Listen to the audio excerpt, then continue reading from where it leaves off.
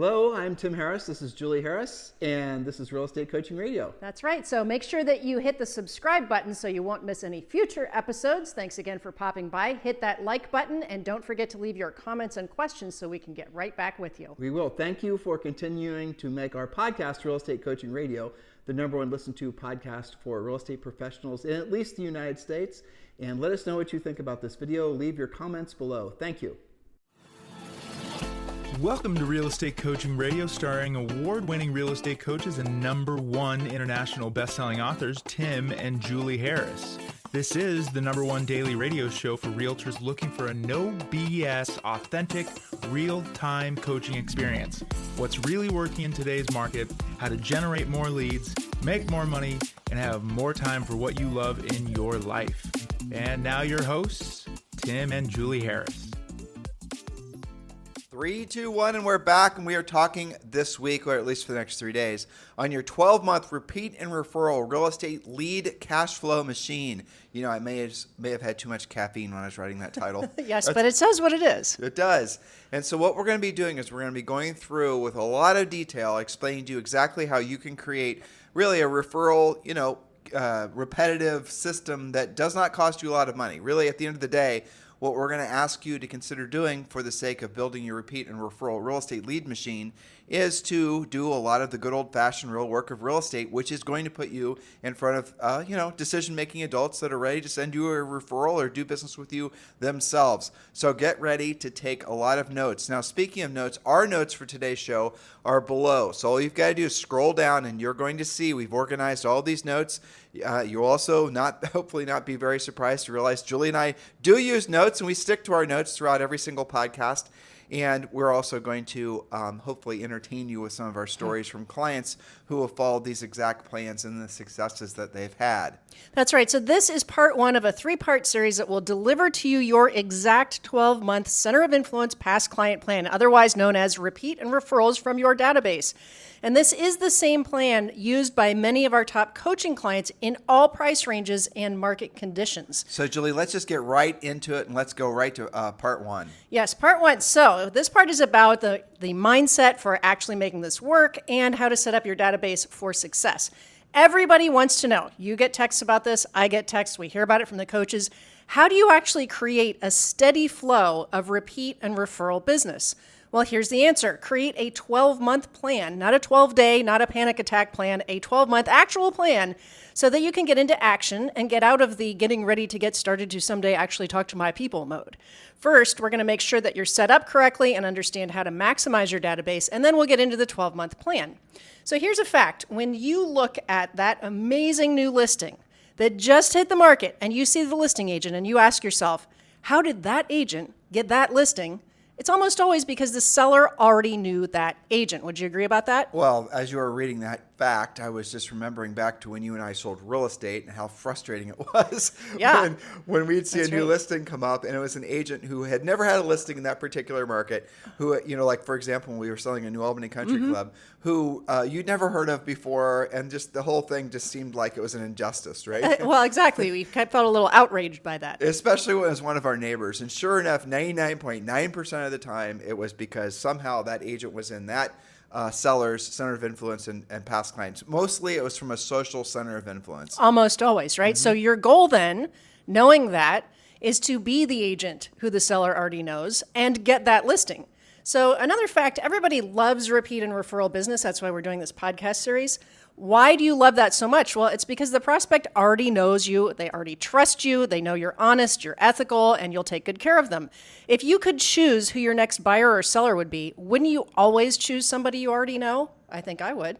So, fact, a minimum of 10% of your database should be buying or selling with you every single year, assuming that you actually speak with them regularly. Notice I said speak, not text, not like, not share, but speak with directly. Many of our coaching clients track closer to a 40% of their business to their ever-expanding database. And I have to say some of my elite coaching members, they're more like 60 or 70%, because they've really systematized this and they follow the plan that we're presenting this week.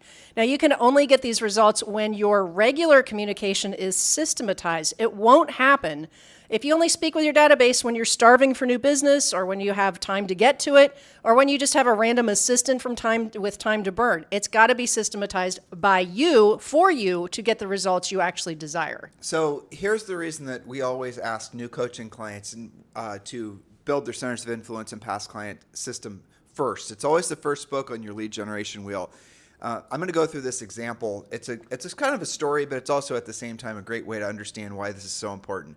If you had to hire a roofer to fix the roof leak on your house, and this is something that needs to be done right away, you can't procrastinate anymore. The first thing you're going to do is you're going to ask yourself, do you know an existing roofer? Do you know of someone you've used in the past that you, guess what, know and trust? You can call and you know for sure they're going to come out and fix the job and not take advantage of you, not overbid it, not show up 6 months from now, that kind of thing. So first thing you're going to do is you're going to go to your own personal database. Now, if you know that person, you're calling them, they're fixing the roof. If you don't, then what are you all going to naturally do? I want you to answer that question. Answer that question for reals, right? So you don't know a roofer, you now need to find a roofer. What 99%, well, technically almost all of you are going to do is you're going to ask a trusted friend or an advisor for a referral to somebody that they, guess what, know, love, or trust that can fix your roof. That is how most people, and these studies have been done countless times. The lowest number I've heard of people that essentially choose who they're going to use as their service provider, the lowest number from either who they've used in the past or a referral from a trusted friend or advisor is 87%. Me too. We've seen those numbers creep up into the 90s before, and this research has been done. But really, you don't have to even read one of these long-winded research papers from an Ivy League university. You know it's true. Look at your own behavior. And so what does that leave? It's arguably less than 10% of the time. That means people are going to make a decision who they're going to use to hire their real estate agent or to fix their roof from an ad. An ad does include branding. An ad is marketing. So why would you focus all your best energies? And this is, again, the reason that we have all of the new coaching clients, build this first. So why would you choose and put money, effort, and time towards the thing that is going to get you statistically the least results? And it's not even the least results in the short term. It's the least results long term. It's their least results ever. A lot of marketing and branding and advertising people are telling you that you're investing into your future. Well, you're not really, because an investment is something where you put the money in now and then it compounds, right? An investment's going to be something that's going to, without your continued effort, is going to continue to basically increase in value. Isn't that an investment? Right. But here's the thing about marketing, branding, and advertising. If you stop doing it, if you stop spending the money, if you stop making the effort, then you're going to get zero results ever. And what, again, the marketing and branding people don't tell you is that oftentimes the marketing and branding and advertising never works, and the way that they rationalize, or frankly, the way they try to get you to rationalize spending the money, time, and effort is by saying that it's going to be something that's one of these things that you can't really quantify because it builds your brand. It's because you want to have, own this mythical, real estate in people's brains so that when they think real estate, they think your name. All these sort of mythical, woo-woo type thoughts about marketing, branding, and advertising. You haven't done it long enough. You haven't done enough pieces. You've got to stick it out. This is a long-term plan. And sometimes they'll even say, maybe you're terrible at returning calls. It's all about you. Right. They're going to not want to take responsibility for the results. You find a marketing, branding, and advertising company that tells you that we'll put it in writing that this effort, spending this amount of money will equal this result in this amount of time, and you will have won some sort of big prize. Because none of them are going to do it because they know it's mostly malarkey, really. Malarkey, yes. Yeah, that's really Would what you it is. say that that's both, traditional print marketing as well as online? Yes, all of it. It's all the same. Because if you have to, again, go back to people's behaviors, you're now having to choose a roofer. You're going to use someone you've used in the past or use a referral from a trusted friend or advisor. And only then if you don't know someone in those two categories, which, if you think about it, listener, when was the last time you had to choose somebody to be a service provider where you weren't able to find somebody that you'd used in the past or weren't able to get a referral from a trusted friend, that was able to send you their suggested resource? Mm-hmm. How often have you then leaned into an ad? Isn't that interesting? So your own behavior tells you that most people are not going to choose a real estate professional from an ad, and yet most of you are seduced into taking out ads, marketing, and branding and advertising.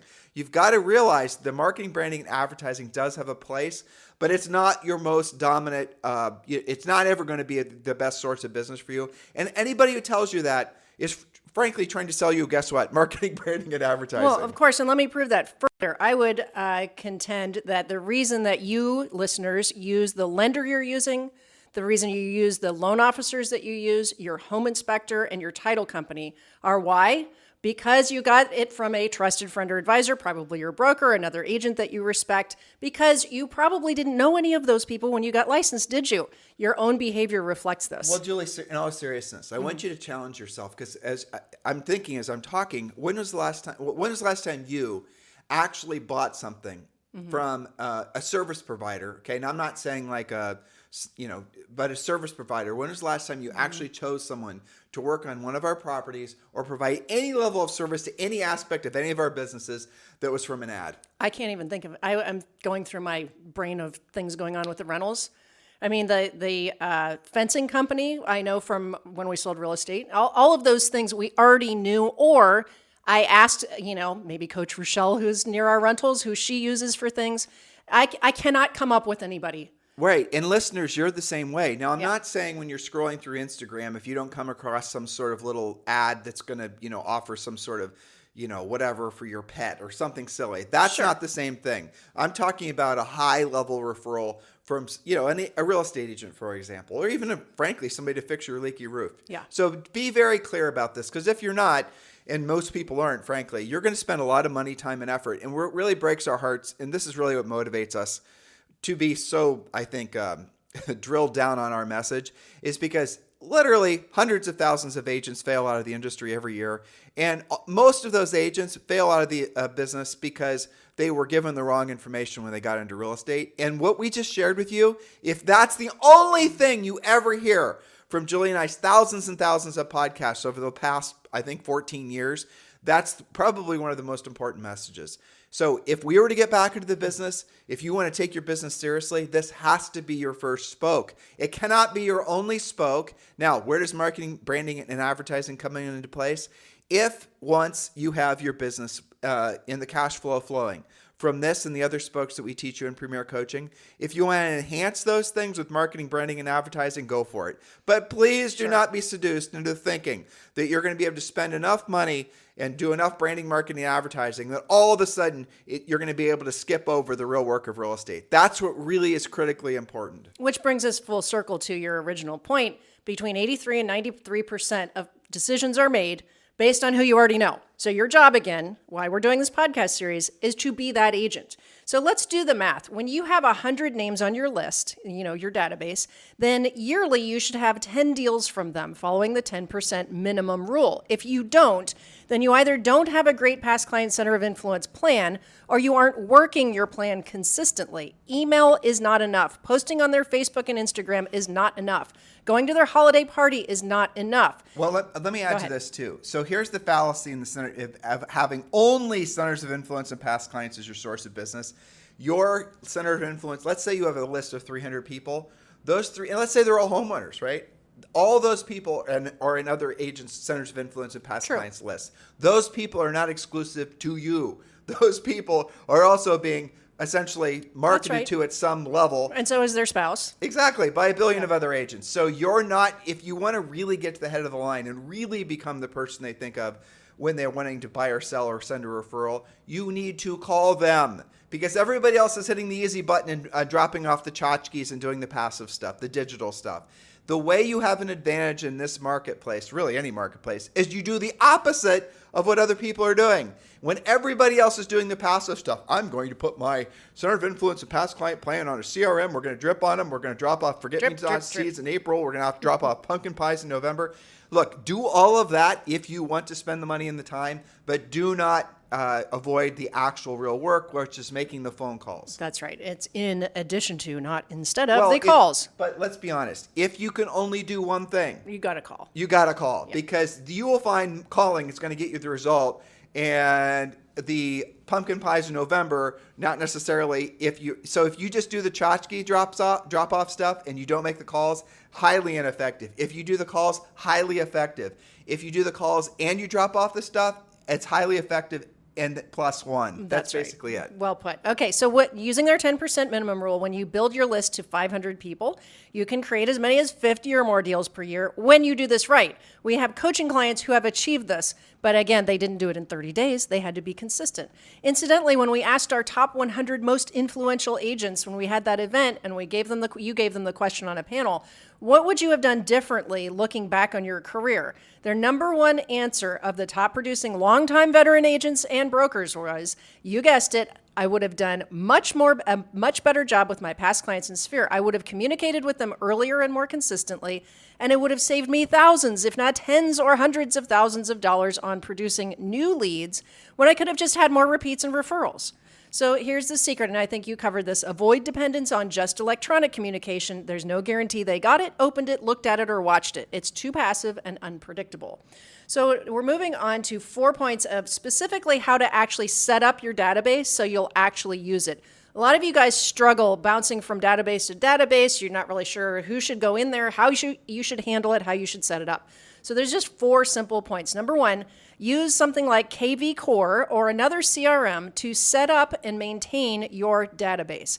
Take the time to gather phone numbers, email addresses, and social media information for each entry. We can stop on that point for a second because that's a great excuse to call. I'm updating my contact information. Do you still work at ABC Company? I've got your Facebook address is this, and obviously your phone number is right, or we wouldn't be talking. But that said, if you've got an old list, you can drop it into, there's a number of online companies that will actually scrub your old list and give you the updated information. I mean, Lists USA, and there's some others that do the same thing. If you've already got your work done. Yeah, but that said, save the time. But really, to Julie's point, if you've got a bunch of, which most of you will when you're getting started, you're going to have some information in your who knows, your phone directory, some old emails, some old deal files. Contacts in your iPhone. Right. So when we're getting started on this with a coaching client, what we'll do is we'll say, okay, well, let's have a goal of in the next, say, 60 days, building your list up to 100 people. So what we're going to do is we're going to take the number of work days, and there's 20 work days each month. So you're looking at 40 work days over the next 2 months. And then every single day, we're going to have you are going to research, find a person that's in your phone, and all you have is their name, and you have maybe a phone number, things like that. And then every day you're going to research that, you're going to update it, and then you're actually going to call them as well. And that's how you're going to build up the list. But you have to do it systematically, and you have to do it. You have to put in the real work. You could hypothetically, like I said, use an online company like Lists USA to do a lot of this for you. You could, in this case, other than the calling, use a virtual assistant to do it for you. Some stuff like that when you're getting your database up, but you cannot delegate the actual calling. That's right. And I like how you broke that down into just maybe 5 updates per day, because a lot of you guys don't do this because you built it up into this massive project. I've got to update my database. And that's the beginning and end of your thought process. You never do it because you think it's a huge project. Well, the other problem that agents do, and this is not necessarily the agent's problem, it's crappy information problem, is your CRM is not supposed to be some sort of multi-pronged, some sort of, mythical Greek monster with a billion arms, right? So many of you guys think that the more elaborate and complicated your CRM is, somehow that's a win. I'll share with you guys something that's not directly related to this topic, but the best salespeople in the world, that is what you are. If you don't believe me, look at your real estate license. It says real estate salesperson. The best salespeople in the world have the fewest number of leads. And I know that sounds crazy, but they're also not going to have these gigundous databases. They're always pruning. They're always looking for reasons to essentially remove somebody. I know that sounds like, maybe kind of rude, but here's the reality of it. If you have thousands and thousands of leads in your CRM, you don't have a CRM, you don't have a leads list. What you have is basically a good old-fashioned white pages. You have essentially missed the mark on really what the point of having a CRM is. You're supposed to be absolutely positively pruning people, asking the pre-qualifying questions, and looking for people that are going to buy or sell with you. You can change this, but realistically, no further out than maybe 120 days, maybe 180 days, depending on what time of year it is. If you're calling them in the, let's say third quarter and they're not going to be transacting until spring of next year. Well, 180 days or less. You pre-qualified them. You know what their motivation is. You know what their time frame is. Put them in a drip campaign. But what a lot of you guys do is you gather all this information from all these people from every corner of the universe and you drop them into a drip campaign, and you believe that because of all your clever marketing, emailing, videotaping, and all the other stuff, that those people, thousands and thousands of people, well, if the 10% rule is true, according to head coach Julie Harris, that if I have 1,000 people in my database, that'll be 100 people. What about 10,000 people? Magically, they will just drip on you. But that's not the way it works. No. The way it works is you need to have the people in your database that are just like with leads. With leads, you don't want 1,000 leads. The best agents we've ever coached had the fewest leads. I already said that. Let me put numbers to it. You cannot successfully manage maybe more than 12 to 15 leads. Those are really well qualified, ready to go, completely pre-qualified, home seller type leads. Those leads you don't want a bunch of, because otherwise you'll lose track of them all.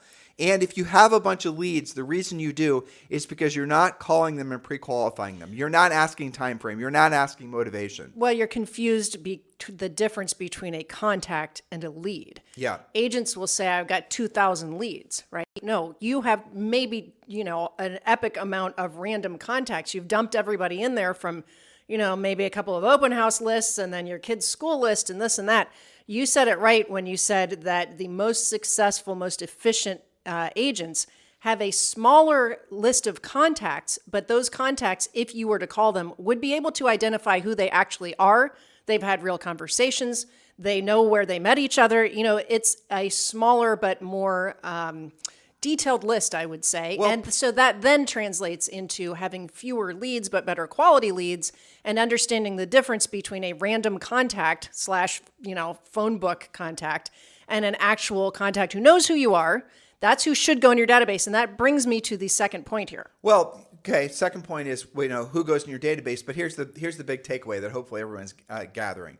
The CRM companies know what I'm about to say is true. How do I know? Because they've told us what I'm about to tell you is true. Long-term lead follow-up does not work. Long-term lead follow-up does not work for the sake of generating closable transactions. Because what you guys do, and what everyone has made the mistake of believing, so CRMs can't be in business if you guys are believing in long-term lead. They can't be in business if you don't believe in long-term lead follow-up, I should say. Because the CRMs are the ones that want you to believe that you have to be dripping on 723, 1477, whatever the overly complicated plan is that you guys are being seduced into believing. CRMs are one of the biggest black holes of money that agents spend money on every year for their businesses. And so the CRM companies want you to believe it's some big complicated thing. They've never sold real estate before. Right. They have nothing, no reason for you not to believe that it needs to be complicated. And Julie and I are here to tell you for sure that your leads should be leads that are pre-qualified, you've used scripts, you know what their motivation is. And if you find yourself with too many leads, it's because you're not asking the tough questions. You're not using a pre-qualification script. Really important if you're right now experiencing a lot of frustration in your business, and despite the fact you have a big CRM, it's for the reason we just told you. Well, so let me translate that because you gave them a lot of information there.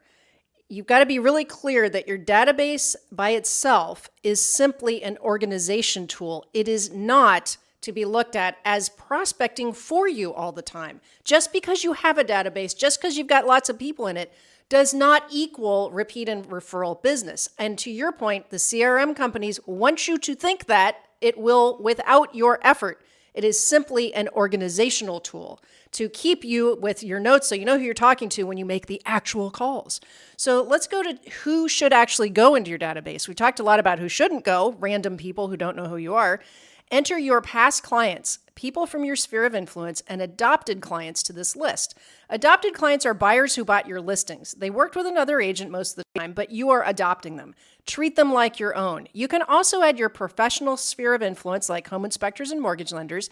Add details to each person to help you remember them. You and I have experiences all the time where we run into somebody and you and I are trying to remember, how do we know them?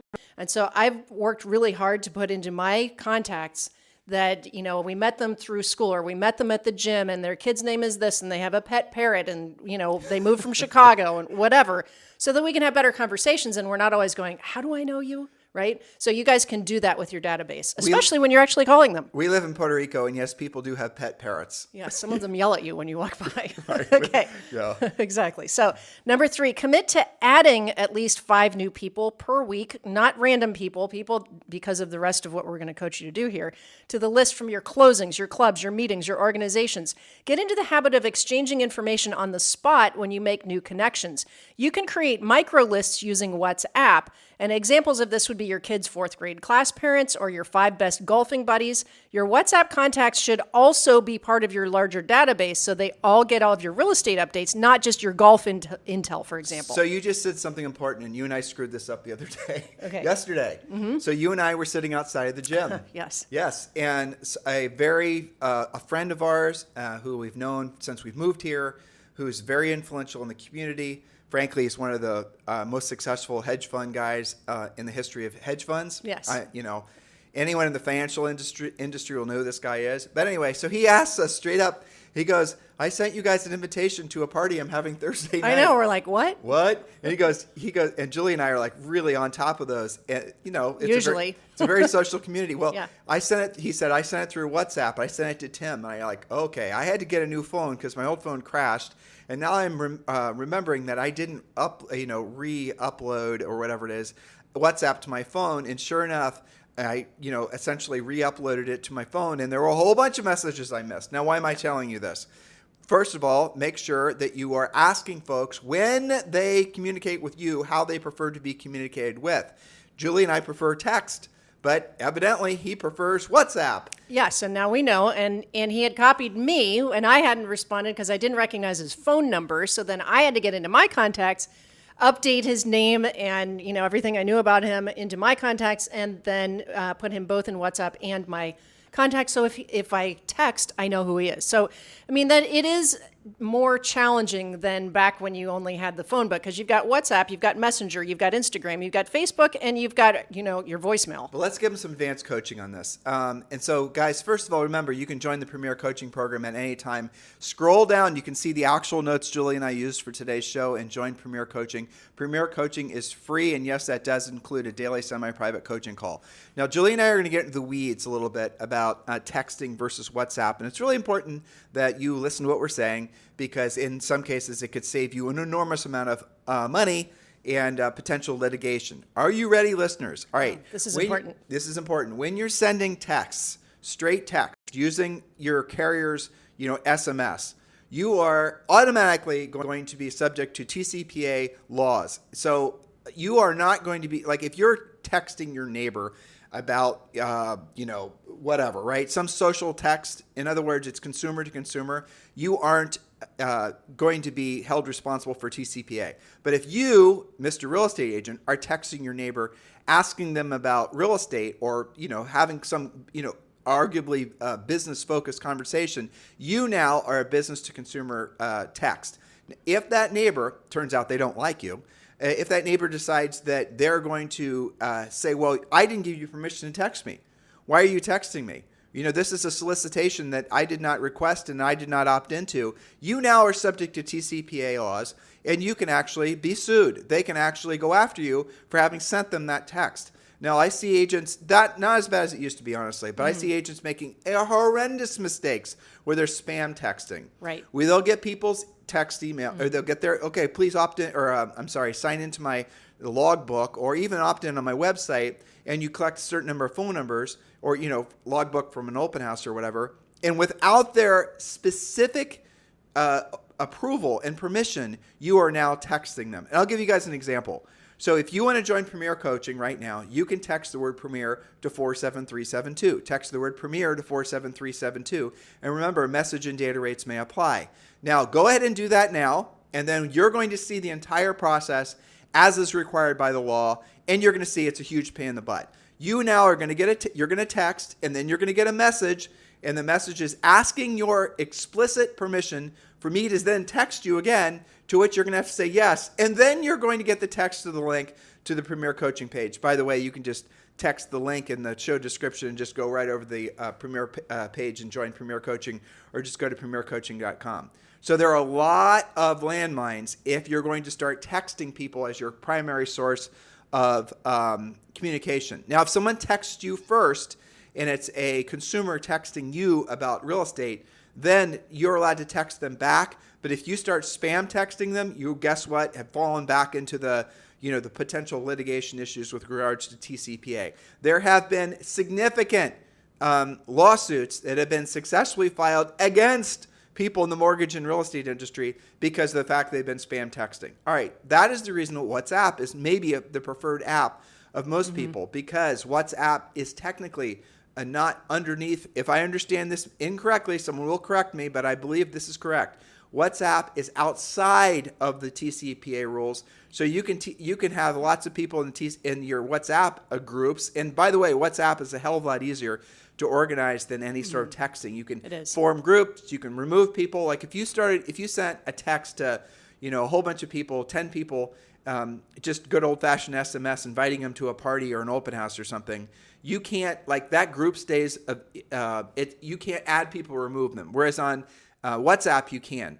And I think part of it is also because when you're adding WhatsApp, you would ask, do you want to be part of my housing news WhatsApp? And I would say, yes, please add me.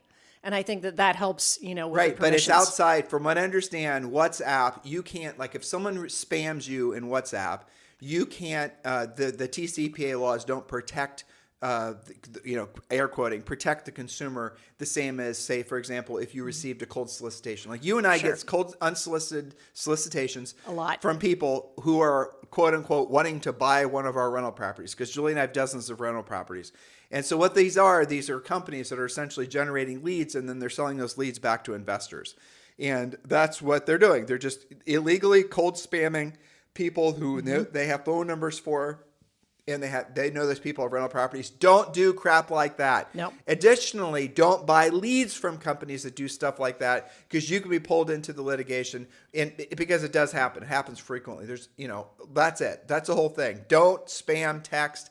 If you're going to be texting for use WhatsApp. The sake of reinforcing conversations, use WhatsApp. And there's some other apps that are similar to that. There's another one I can't quite think of right now.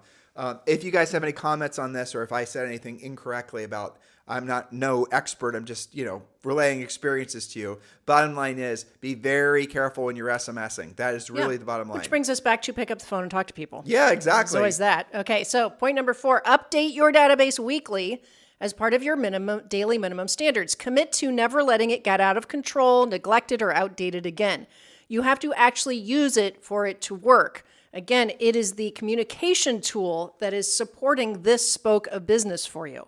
So that's probably where we should leave this, and we'll do part 2 and 3 in the next days. The only asset from your real estate business is your centers of influence and past client lists. You guys, and this is the unfortunate truth, your business, your real estate practice, and don't be offended by what I'm saying, it's just statistically true, has no value. You're not going to sell it because it's based on you. I've got systems, I got people, I got a team. It's still based on you.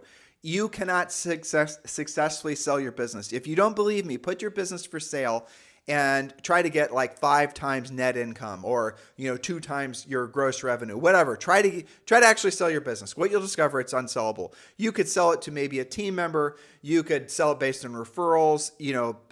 Somebody pays you 40% the first year, 30%, 20% of any business that comes from your center of influence and past client list. But the point is your center of influence and past client list is the only asset of your real estate practice.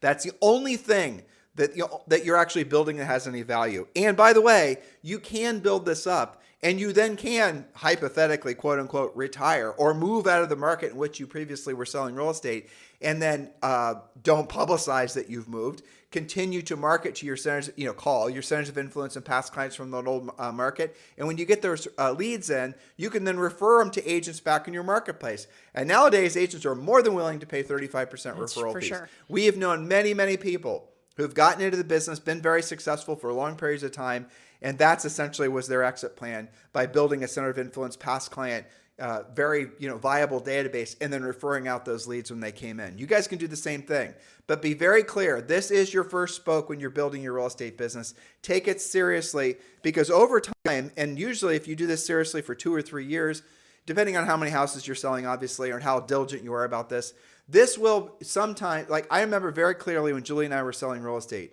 we started out by doing a lot of proactive lead generation. Then we did proactive lead generation that was enhanced by marketing.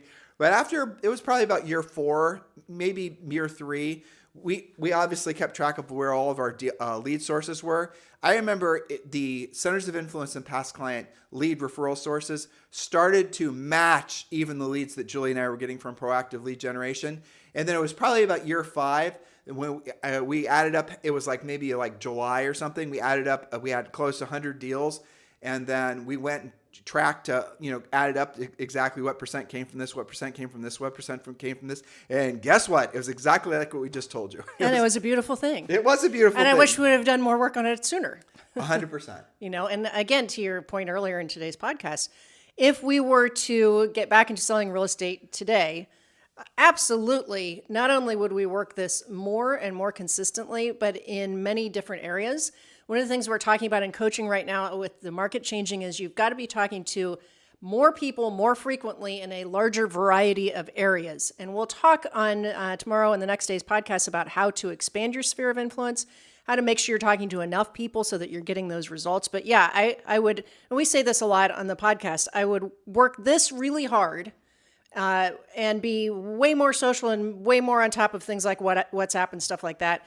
And of course, the other side of it, prospect for sale by owners and expired. So you're balancing that between people who already know, love, and trust you, your favorite lead source, as well as people who want to transact today for sure. That's right. So that's it. You guys, we'll pick up with part 2 tomorrow. In the meantime, as always, thank you for keeping this #1 listened to daily podcast for real estate professionals in at least the United States. Oh, I didn't tell you. What? So our YouTube channel, we've had in the last 12 months, 2.5 million downloads. That is a lot of downloads. I know, between the podcast downloads and between the YouTube channel, this year we're going to have, let me add it in my head, get it correct, between 6 and 7 million. It's amazing. Exactly. It is amazing. Well, thank you guys for being loyal listeners. And if you're new, welcome. Keep listening. And also thank you for sharing this podcast. Hello, we'll see you thank tomorrow. you for having watched this video. Please remember to subscribe to our YouTube channel. That's right. And don't forget to hit that like button, leave your comments and questions below, and we will get right back with you. Thank you for watching this video. And remember to watch the next one. You're going to love that one.